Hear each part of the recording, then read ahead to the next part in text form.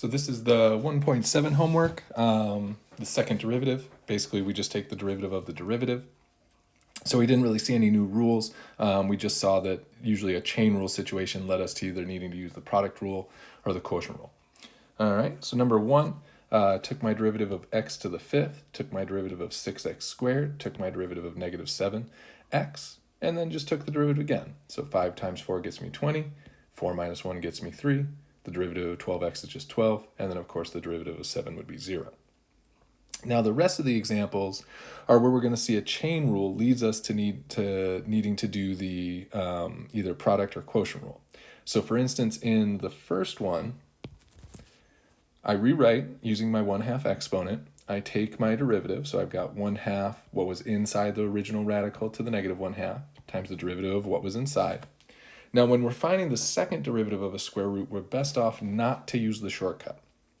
Now at this point, I've got a product. I've got x times the square root, the x squared plus 1 to the negative 1/2 power. So I've got my u value is x, that would make du equal to 1. My v value is x squared plus 1 to the negative 1/2, making dv negative 1/2 x squared plus 1 to the negative 3/2 times 2x. So I start finding my product. I've got my v du times u dv, and then I have just a little bit of simplifying to do. X times 2x times negative 1/2 would get me minus x squared. Number 4, I've got a chain rule, so I need the derivative of tangent, which I know is secant, with the original function back inside, and then I need the derivative of that function, and the derivative of 3t is 3. From there, it's going to be best if I rewrite using the squared notation outside the trig function so that I can see I've got one function, two functions, three functions to find the derivative of. So 3 times 2 gets me 6, 2 minus 1 gets me 1, with the original value of what was being squared inside. The derivative of secant is secant tangent, with the original function back inside, and then the derivative of that original function, the derivative of 3t, is just 3. I do a little bit of simplifying. 3 times 6 gets me 18. Secant times secant gets me secant squared. And then tangent of 3t. Number 6, I know the derivative of e to a power is just e to that power all over again, times the derivative of that power. This is going to create a product. So I've got my u value is 6x, making du 6.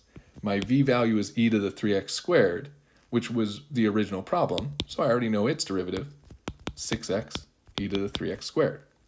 And then I start working with my product rule. I've got my v du plus u dv, and then I do just a little bit of simplifying. 6x times 6x gets me 36x squared, and then I move the 6 to the front. Number 8 starts as a product. So I pick my u value as t, making du 1. My v value is cosine of t, making dv negative sine of t. And then I've got my v du plus u dv. And I do a little bit of simplifying. Now, my second piece, cosine of t, is just a plain old function that I can take the derivative of. But I've got another product in negative t times sine of t. So du, I let be negative t. Pardon me, u is negative t, making du negative 1. V is sine of t, making dv cosine of t. And then I have just a little bit of simplifying. V du plus u dv. Derivative of cosine of t was negative sine of t. And since these are like terms, I'm going to end up with negative 2 sine of t in my final answer.